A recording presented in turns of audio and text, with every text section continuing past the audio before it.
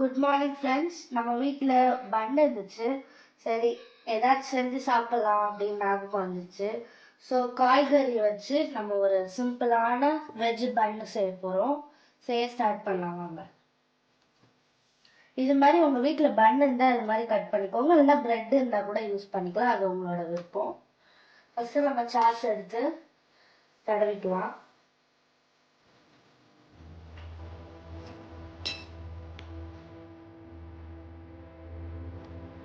So இது மாதிரி நல்லா ஸ்ப்ரெட்டாக அந்த மாதிரி அப்ளை பண்ணிக்கோங்க. ஃபஸ்ட்டு அப்ளை பண்ணணும்.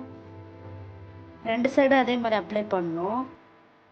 2 சைடு கிடையாது, சாரி ஃப்ரெண்ட்ஸ், பாதி கட் பண்ணதில் 2 பாதிலையும் நம்ம அப்ளை பண்ணோம். இப்போ நான் அப்ளை பண்ணிட்டேன். இப்போ அடுத்து வெங்காயம் பேஸ்ட் போட்டுக்கலாம்.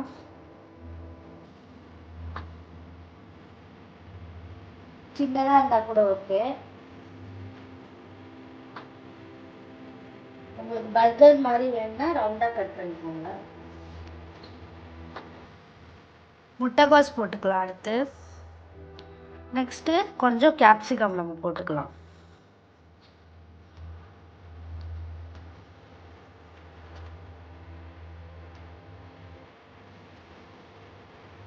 நாங்கள் க்யூபாக சீஸ் கட் பண்ணி வச்சுருக்கோம். அது கொஞ்சம் கொஞ்சம் போட்டுக்கலாம். இப்போ பாருங்கள் ஃப்ரெண்ட்ஸ், ஒரு பர்கர் ரெடி. இப்போ அதை க்ளோஸ் பண்ணிக்கோங்க. வீட்டிலே நம்ம ஹெல்த்தியாக ரெடி பண்ணிட்டு போகலாம். அதை விட்டு நம்ம கடையில் போய் வாங்கிட்டுருக்கோம். இருந்தாலும் இது அன்ஹெல்த்தி தான், பார்த்துக்கலாம்.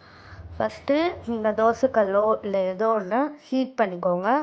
ஹீட் பண்ணிவிட்டு வைக்கும் போது கொஞ்சம் நல்லா சாஃப்டாக வரும். இங்கே பாருங்கள் ஃப்ரெண்ட்ஸ், நான் வந்து கீ போட்டிருக்கேன். உங்கள் வீட்டில் பட்டர் இருந்தால் கூட நீங்கள் பட்டர் போட்டுக்கலாம். அப்படி இல்லைன்னா நீங்கள் கீ போட்டுக்கலாம். எங்கள் வீட்டில் கீ இருந்துச்சு, நான் போட்டுருக்கேன். இப்போ நான் அடுப்பில் வச்சு எடுக்க போகிறேன். நல்லா அமுத்தி விட்டுக்கோங்க. இதை திருப்பி விட்டுக்கோங்க. திருப்பி விடும் போது அடிப்பக்கமும் மேல் பக்கமும் தொட்டு நல்லா திருப்பி விடுங்க, ஏன்னா கீழே விழுந்துடும். இப்போ அது நல்லா ஃப்ரை ஆகிடுச்சு. இப்போ எடுத்துடலாம்.